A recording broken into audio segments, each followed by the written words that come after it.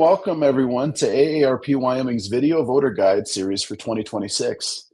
I'm Tom Laycock with AARP Wyoming, and today we're joined by Albert Sommers, who's running for the Wyoming Legislature in House District 20, located in Sublette County.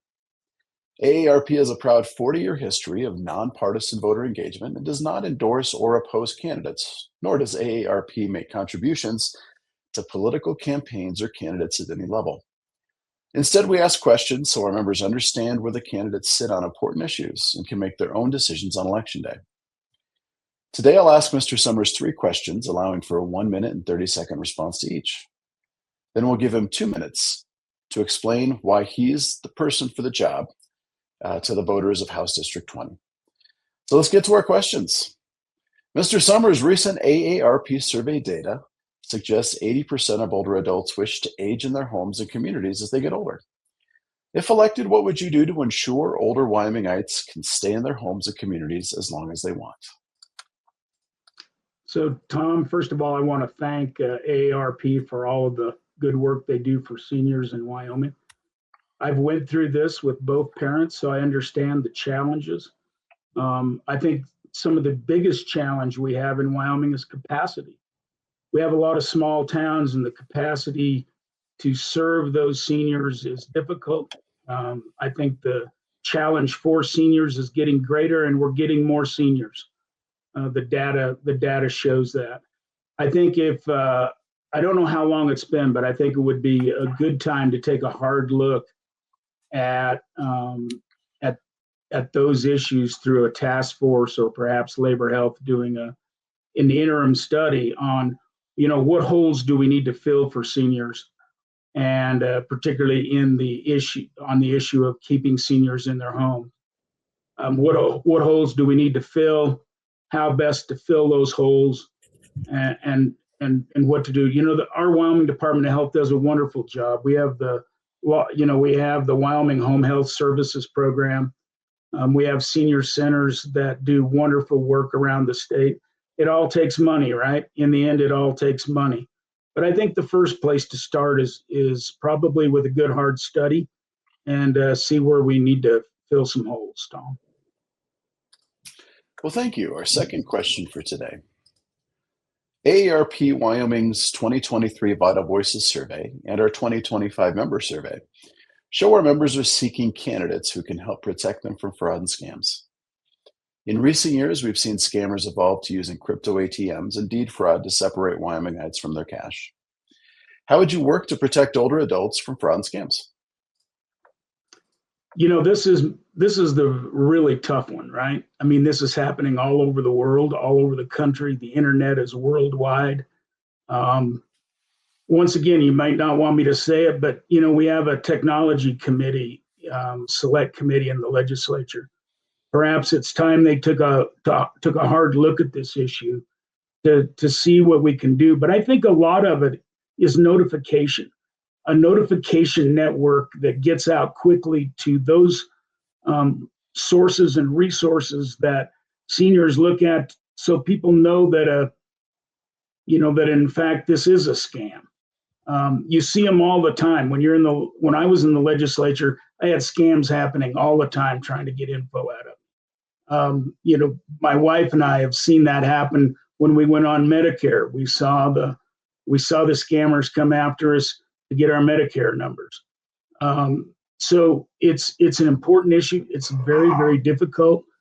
I think you can mitigate it by notification. But in the end, the other issue is education. How can we better educate seniors? And how do we do that in a manner that reaches them? I think that's the key. How do we reach seniors with some education on this issue? And the state can play a role in that. Well, thank you, Mr. Sommers. Our third and final question for today is this. We know Wyoming residents are concerned about rising property taxes. While property taxes can be burdensome for some, they also fund critical state and local services. These services include local transportation, home-delivered meals, and home health services that keep older adults aging in place.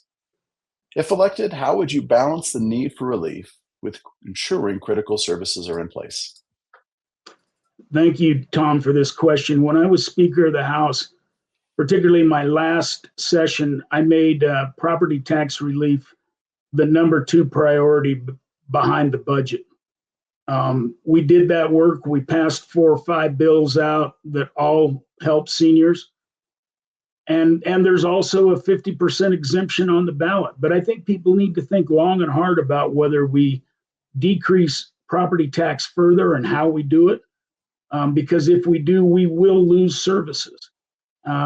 And services that we can't make up otherwise unless we increase some other tax. So I think we need to slow down, take a look at what we've got. I think one area that can be examined in those property tax relief bills that we passed was the cap bill. We capped any increase at 4%. Could we take a look at that 4%, perhaps shrink it a bit? But in the end, we have to provide services to local communities. We have to provide services to schools. That money is critically important for seniors, for senior services. So I think we need to be a little realistic on how far down we can go on property tax relief without changing our entire tax structure, which is incredibly complicated. Well, thank you very much for being such a good sport today and answering our questions. Now let's give you 2 minutes to explain why you're the best man for the job to represent House District 20. You know, Tom, I was a legislator for 12 years. I was in my last term Speaker of the House. I think I have a steadfast record of supporting seniors' issues. Both when I was on appropriation and when I was in leadership. I understand it because I've lived through it with my own family. I've seen it in my senior center. The other day I was down in the Southwest Pioneers Sublette Senior Center in Big Piney, and I talked to Bill Lear, who's the chairman of their board, and he told me about all the seniors that are struggling, right? Struggling to have food on the table, pay rent, pay electric bills. So I think I understand the issue. I know the people. I think I have a good rapport with both people at the state level and local people. And I think I'm responsive. And I just think I have the best opportunity to help all citizens of Sublette County and LaBarge, but in particular, seniors. Well, thank you very much for joining us today, Mr. Sommers, and thank you to our viewers for joining us for this video voter guide. We encourage you to keep checking Cowboy State Daily and AARP Wyoming's Facebook page for more video voter guides in the days to come.